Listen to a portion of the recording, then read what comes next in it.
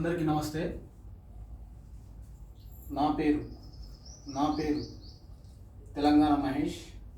అయితే ఇప్పుడు ఏం జరగబోతుందంటే తమిళనాడులో అసలు సీఎంగా పోటీ చేస్తున్నారు కాబట్టి తమిళనాడులో ఎలక్షన్లు నడుస్తున్నాయి కాబట్టి మన హీరో ఉన్నాడు కదా విజయ్ దళపతి కూడా ప్రత్యేక పార్టీ పెట్టి ప్రత్యేకంగా ఒంటరిగా అందరూ ఒకటైతే తన ఒంటరిగా ఒక మాట ఏమనంటే ఏపీలో జగన్ లాగా నేను ఒంటరిగా పోరాటం చేస్తున్నా, గెలిచినా సరే గెలవకున్నా సరే నేను నెంబర్ 1 బీజేపీ వ్యతిరేకి, నెంబర్ 2 డిఎంకే వ్యతిరేకి, ఇప్పుడు ఉన్న ప్రస్తుతం నడిచిన ప్రభుత్వానికి నేను వ్యతిరేకి నేను అన్నాడు.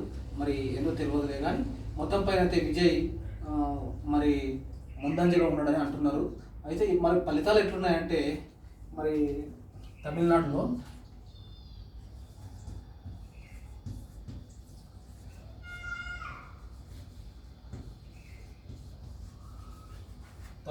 ఎలక్షన్ పోల్ ఎట్లుందంటే డిఎంకేకు 55 సీట్లు, డిఎంకేకు 55 సీట్లు వచ్చినాయి.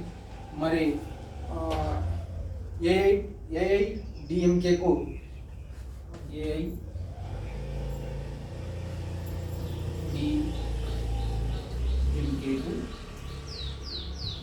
68 సీట్లు వచ్చినాయని అంటున్నారు. మరి ప్రత్యేకంగా పార్టీ పెట్టి ఒంటరిగా పోరాడుతున్న దళపతి విజయ్కి ఎన్ని వచ్చినాయంటే మరి ఆయన పార్టీ ఏంటంటే టీవీకేకు 128 వచ్చినాయని అంటున్నారు పోలింగ్ సర్వేలో. మరి దీన్ని పోల్చుకుంటే ఆయన ఒంటరిగా ఘనంగా విజయం పొందిందని చెప్పుకోవచ్చు.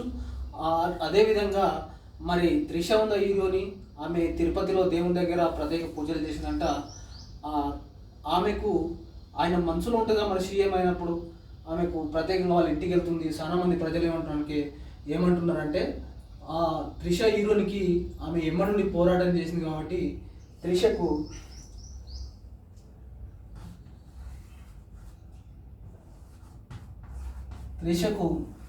మంత్రి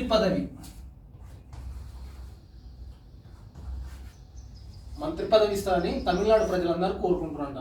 అదేవిధంగా ఈ చిన్న మన వెలుగు న్యూస్ ఛానల్ నుంచి ఏదో తెలిసింది ఒక చిన్న ఇన్ఫర్మేషన్ ఇస్తున్నా. మొత్తం పైన తమిళనాడు విజయాన్ని సాధించబోతున్న మన హీరో విజయ్ దళపతికి జై భారత్.